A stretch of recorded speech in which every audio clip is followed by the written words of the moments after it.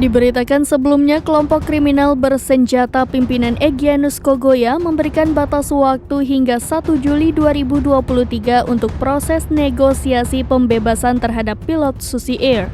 Apabila batas waktu tersebut tak diindahkan pemerintah Indonesia, Egyanus dan kelompoknya tak segan-segan melukai Kapten Philip.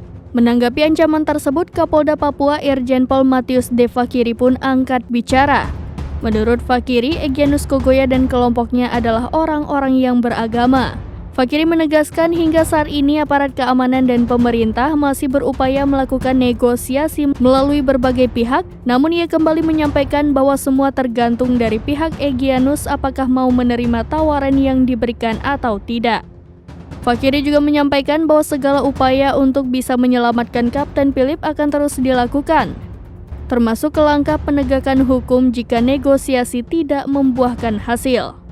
Untuk diketahui, Egyanus Kogoya dan kelompoknya melakukan aksi pembakaran pesawat Susi Air di lapangan terbang distrik Paronduga pada 7 Februari 2023. Egyanus kemudian menyandra pilot dari pesawat tersebut, yakni Kapten Philip Mark Martens yang berkewarganegaraan Selandia Baru.